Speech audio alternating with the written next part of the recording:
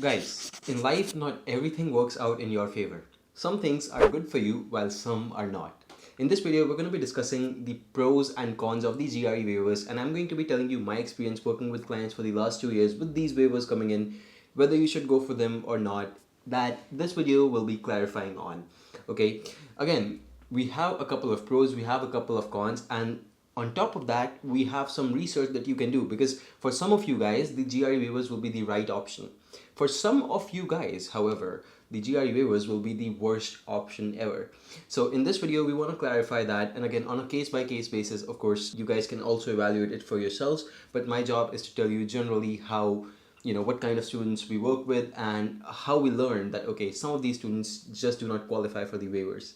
Okay, so let's move on to the pros and cons. First, starting off with, of course, the pros, the good bits that these GRE waivers present us with. So the number one thing that I can think of is that you save up on the $205 approximately. At this time, I believe this is the fee of the GRE, so you don't have to pay that massive amount of fee. You can instead use up that amount of money in your applications by applying to universities, sending that in the form of application fees, right? So that's one thing, financial constraint. Second thing is that you save up on 2 months or more of your time that you would otherwise spend in GRE preparation. Instead, you can use that on your SOPs. Instead, you can use that on your applications, etc., right? So that's temporal constraint. Basically, you save a little bit more time to work on other parts of your application, to strengthen your application, to strengthen your profile. That's something that you can do with that time. And finally, you save the test score sending fee. I do not believe I remember the exact fee, but I believe it's somewhere around $27 per university that you have to pay for every single university that you send your test scores to via ETS. Yes, you do get 4 free reports, but again, after that, it's all paid. And of course, if you did not use up those free reports on the day of your GRE, then you don't really get even a single free report. So, you pay for every single test report, and of course, it's not a small amount. So you're basically paying for every single university that you're applying. If you apply to 10 universities, that's 10 times the amount that you pay to the ETS. So that's something that you save up on. So again, finances over here. Huge part, you save up on a lot of finances, you save up on a lot of time. It looks like a win-win situation up till now. Only till we move on to the cons though. So now we'll move on to the cons. Number one, and this is actually somewhere you will see that some universities explicitly mention on their website that they do care about the GRE. If you would like to know which ones, for instance, you can go into the resources section on YMGrad, just go into the articles and take a look at the universities waiving the GRE and GMAT. Some of them simply do not care about it, and they have mentioned it on their website. For instance, UCLA, the applications with GRE scores will not be given any greater weightage than those which include the scores. But not all universities in this list are like that. You will find that there are a lot of universities which actually still do care about the GRE quite a lot, and they will penalize you for not including that in your applications. Again, if you'd like the link to this is already in the description of this video, so you can go ahead and check it out over there. For now, let's move on to the next con that we could find, and that is, alright, you got your admit, you went through with the GRE waivers, maybe you got some scholarship also, maybe you didn't. Either way, now you're at the end stage, and now you're at the stage of your visa interview. When you're going for the visa interview, there are very good chances that nowadays the people who are going to be taking your interviews, right, the officers, the visa officers that you call them, these people are going to be asking you, why did you not take the GRE, right? And again, this is something that we actually tackled this year a lot. Now, I'm not going to say it's a huge con. If you know how to tackle it, you can definitely go forward. And we actually conducted a lot of mock interviews for a lot of students this year, and we actually do have a way to tackle this. So yes, it's very well tackle-able, but at the same time, you need to know how to go about this process. Otherwise, at the end of the day, when you get asked this question and you don't have a valid answer, it can create issues that not only pertain to just rejection in the visas, but also it can actually waste a lot of your time, and your admit can be wasted as well. The next point, if you have a profile which is not all that great, your CGPA is low, you don't really have a lot of good grades, you have backlogs, etc., in that case, my recommendation to you is don't even think of skipping the GRE, because it creates a lot of issues, not just in your applications.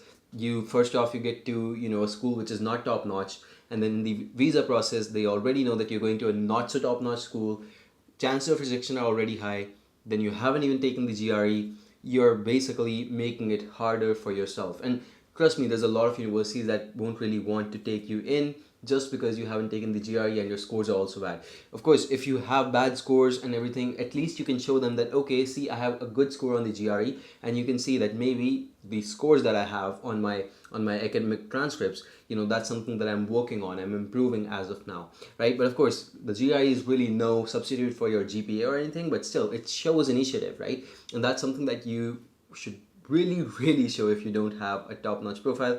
Anything below mediocre profile, I think you should definitely consider taking the GRE. Then there's the next thing. Some universities will give you the admit, but they will secretly just not give you any scholarship. They will send you the offer letter. They'll say, okay, great, you have been admitted, and they'll send the same offer letter to someone else who has been admitted but has also submitted the GRE score, and they'll give them a $10,000 scholarship. So spending this $200 in maybe 2 months of your time, that may be worth those $10,000 that you could have saved up magically in just the scholarships. Now, not a lot of universities will do that, and even when they do, they won't really write it on their website that this is what we do, because it ruins the image, first off, right? So again, this is something that you just need to know, and this is something that I've seen happen as well personally in my clients' cases as well.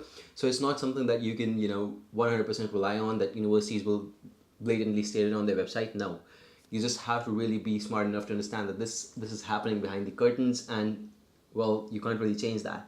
The next bit, another con, is that if you have a favorite university and that university is not waiving off the GRE, trust me, it feels really bad giving up on applying to that university when you know that you genuinely had a chance. Or even if sometimes you don't really think you have a chance, you just want to apply, you just want to see, maybe I'll get in, but because of the GRE requirement you won't be able to apply, and that kind of makes it very sucky. So make sure that you know that your dream university has waived off the GRE, and only then go for these waivers. Finally, the next thing is that as these COVID vaccinations have come in, lesser and lesser universities every single year have waived off the GRE. The first time we went through these in fall 2020, etc., a lot of universities were waiving it off. A lot of them, almost every university. Now it's very selective, and when you come to us and you tell us that, hey, look, I need a GRE waived list, we're open to building it, to be honest. But at the same time, you need to realize, if you have a lot more constraints, chances are there won't be a lot of universities in that list, because honestly, well, there just aren't enough universities waiving off the GRE anymore. So I guess whether you should take the GRE or not is a question of whether one of these cons apply to you. It's more like, okay, one or two of these cons actually are applicable in my case, so I probably have to take the test.